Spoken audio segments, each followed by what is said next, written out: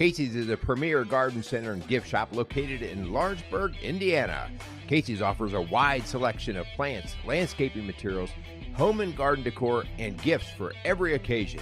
Casey's is committed to providing exceptional service, a unique shopping experience, and value to every customer. Stop in and see what makes Casey's so unique. Located at 21481 State Line Road, Lawrenceburg, Indiana, or call 812-537-3800. Let Casey's help you add beauty to your home. All right, guys, welcome to Strong Dads. Have I got a show for you today? So this is Strong Dads Doing Real Life, and you're going to get a first-hand glimpse at what real life looks like around here at the Hutchinson house. So let me give you just a little background so you know what is happening here.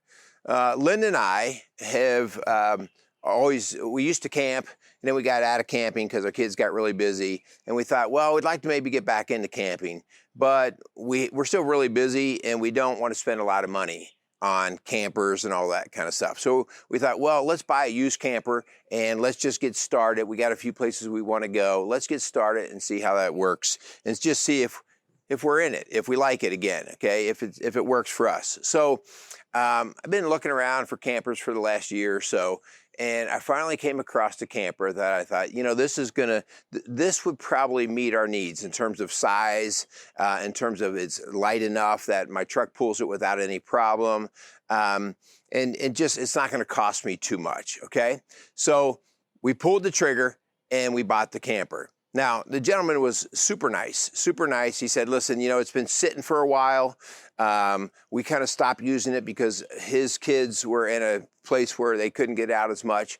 And so he's like, you know, it's kind of, you get what you get here. I'm like, you know, I get it completely. So, you know, as is, right? So anyway, we looked at the bones of the camper and they were solid. The shell is solid. I went underneath. The underneath carriage is solid. All of the floor joists and the truss are solid. So I got it home and I started to go through it.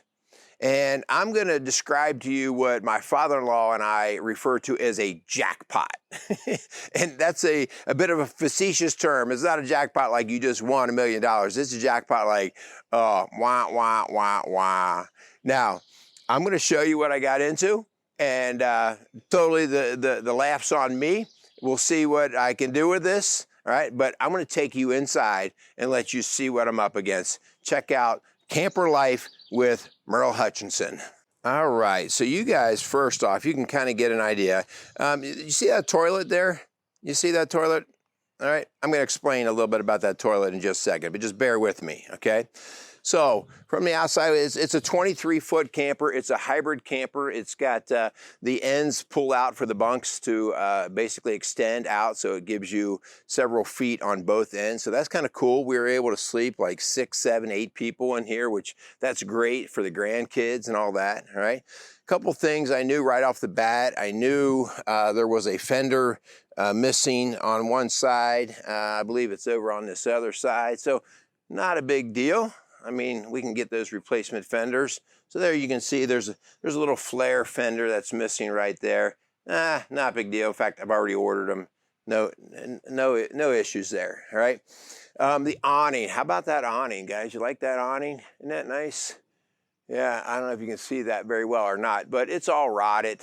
And I knew that going in, and so already bought that, getting ready to try to put that back together, all right?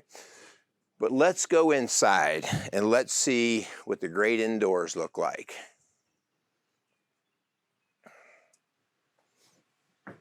All right, so you can see it is a construction zone right now. It's a construction zone. It's a 2013, so it's dated in that way. But as I started going through things, started to notice that we had some issues. You see that? That's rot. That's all rot that I dug out already. And it's from the hinge that's on the outside where that bunk flap folds out. And that hinge, the caulking failed on it. And so water got in there. So that's one of my firsts that I'm going to try to jump in there and see what I can do, okay? All right, but wait, there's more. Let's walk through here. And there was a soft spot in the floor. And the soft spot was a matter of, well, we thought maybe they had hit something, and I already started to work on this a bit. But it turns out that at one point in time, I don't know how well you can see that, at one point in time, somebody left this right here, the vent hood, wide open for an extended period of time. And it rained and rained and rained and rained. And guess what the camper did? It filled up with water, all right? Now, I didn't quite know that when I bought it. I heard that there was a little bit of water damage. But anyway, water sat in here for a long time. And so it rotted this entire part of the floor, all right? Pretty nice. In the meantime, there's a sunlight here. And the sunlight also had a crack in it, which, by the way, I didn't know any of this. Like, if you looked up at the ceiling was just a white ceiling, and it looked okay. But when I started pressing around, I saw a lot of soft spots. In fact, my finger just went right through the ceiling because it was rotten. So tore all that out, and that's going to be another part of our work. Let me come down here. So, not to gross you out, and again, like us men, when we're doing projects, sometimes things come out of our mouth that maybe are not appropriate for the TV, but the toilet was here, and I had to take the toilet off. And when I took the toilet off, I was kind of blown away by what I saw. You might say I had a shit show. Yeah, it was a mess. Here, the toilet had not been cleaned out. The black water tank had not been cleaned, and I don't even want to know how long it had not been cleaned. So, guys, besides that, originally when I first bought, I realized I was just going to paint and I was going to replace the floor anyway, just the linoleum. I was going to replace that. So I knew I had some painting and a little bit of floor covering work to do, but now I got a whole lot more on my hands. And so this old jackpot here is going to keep me busy for a while. All right, let's walk around. I'll show you a little bit of the other goodies. See that toilet? That's why that toilet's sitting there, because it's not ready to be put to use yet. All right. And as we walk around, overall not bad. A little bit of work to just put some buffing compound on there, and I think we can bring the color back, the sheen back to that surface. But anyway, I want to share with you, okay, so what do I do when I find myself in the middle of a jackpot like this? So let me put my camera up and let's get to it. All right, so here we are. We are in jackpot land, and you know, looks like a great weekend of camping, huh? The weather today happens to be beautiful. I'm out in my driveway, but I got a mess on my hands. And so probably 20 years ago, if this would have happened, I would have been really super frustrated. And, oh my gosh, what did I get myself into?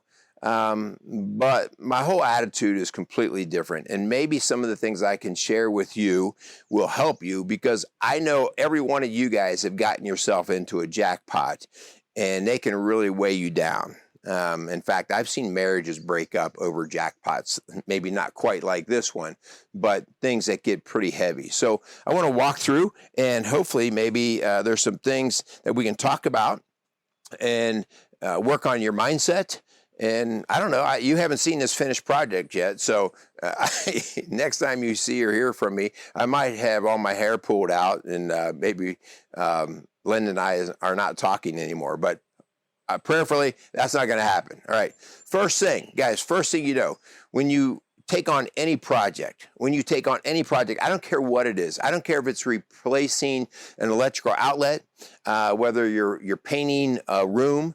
I don't care what it is. Go in with this mindset from the very get-go. Nothing's easy and nothing's cheap. Just put that in your head right off the get-go. Here's what I used to do. Oh, I can do that job probably in about 20 minutes. Oh, I can do that job. I could get that done in about an hour. No, that is a lie. That's a lie based on arrogance and lack of wisdom. Okay. And so I've come to realize that even if I'm changing a light bulb, I go, well, nothing's easy and nothing's cheap. Let's tackle this thing.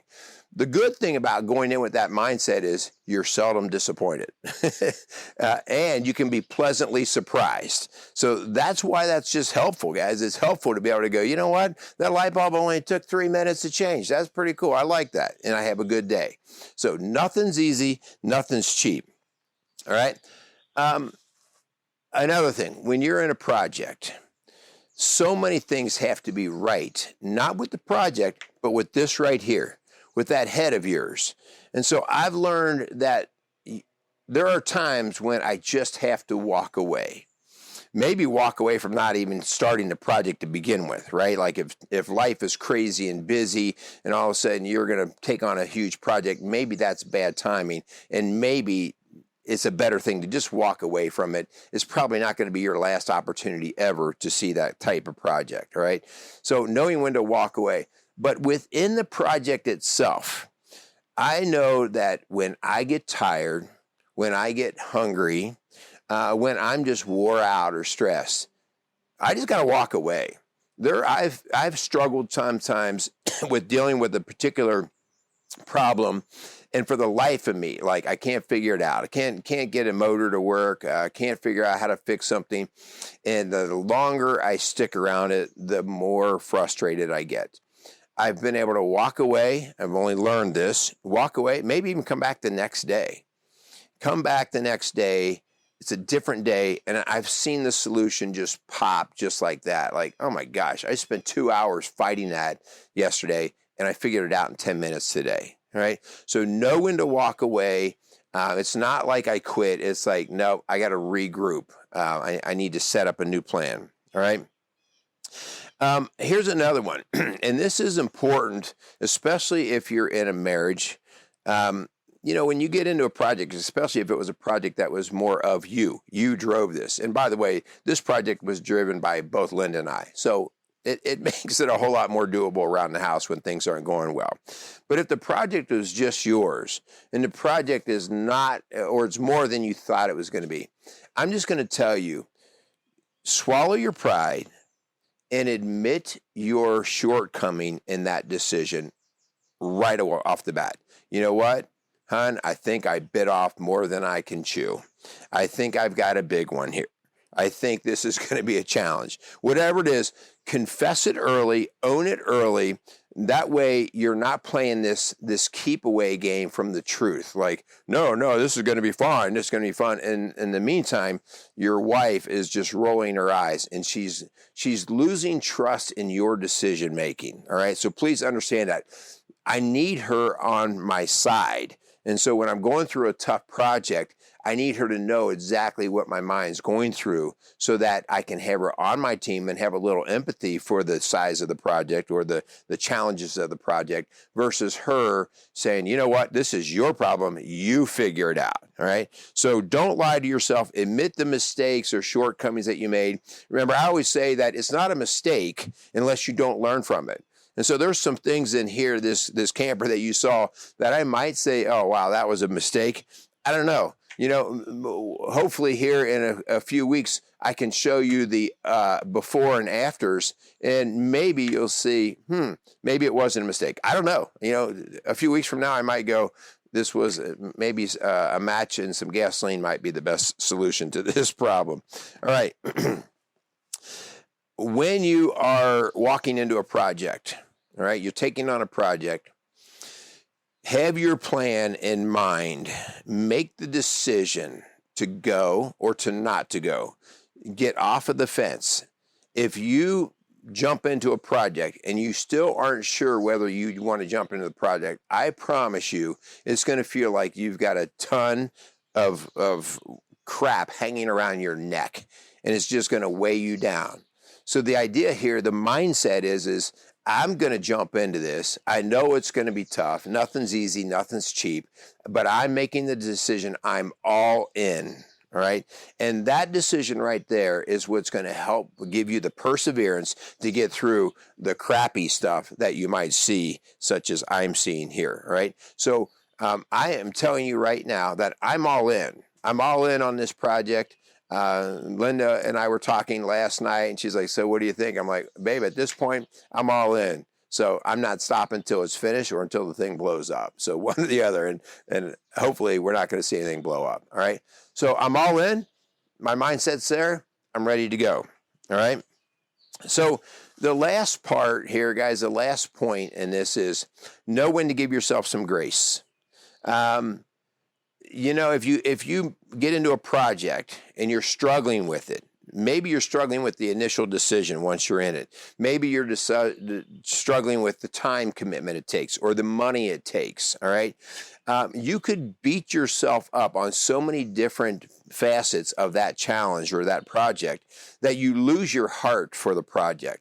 And so you got to give yourself some grace. This too shall pass. This is not a life-ending decision. God carries us through all of our walks, not just whether we're a good boy or a bad boy, all right? And so give yourself some grace.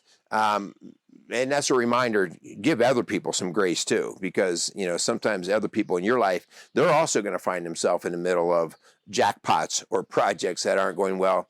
And you will quickly lose your judgment of them when you remember some of the jackpots you've been in.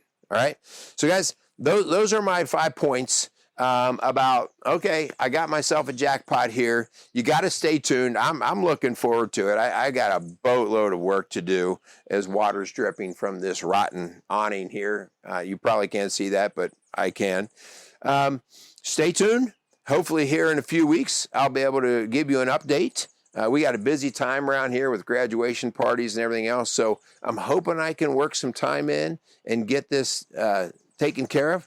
But you know, God will take us through this, and I'm just along for the ride. So, hey, we want to thank our sponsors. I want to thank Casey's Outdoor Solutions, Quality Auto Parts, and I also want to thank our new sponsor, 4Speed on 50, for coming alongside of us men and helping us be strong dads, even in jackpot situations like we have here. I also want to thank all you guys for listening. Stay tuned with Strong Dads Doing Real Life. This is real life here, guys. We're not in a church. Not everything's perfect. This is the stuff that we find ourselves in. And this is what is going to show what kind of character we have as we walk through these kind of challenges. So stay tuned. Thank you guys. Share the show. Hopefully you'll get a laugh out of some of this, all right, because I am in the middle of a jackpot. All right, so go out there and be a strong dad.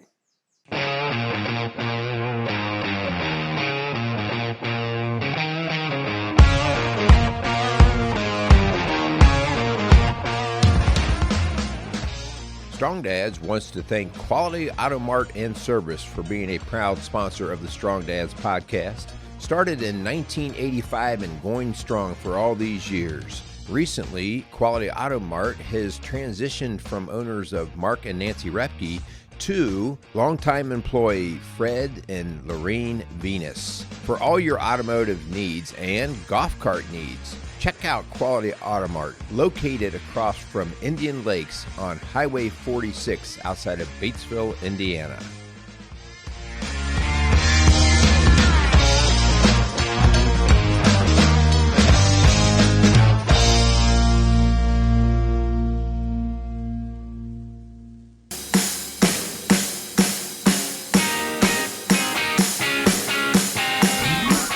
Strong Dads wants to thank 4Speed on 50 for sponsoring today's show. If you like classic cars, great food, and a taste of Americana, you have to visit 4Speed on 50's Diner, located on Route 50 in Lawrenceburg, Indiana. Stop in today for a meal and an experience you won't soon forget at 4Speed on 50's Diner.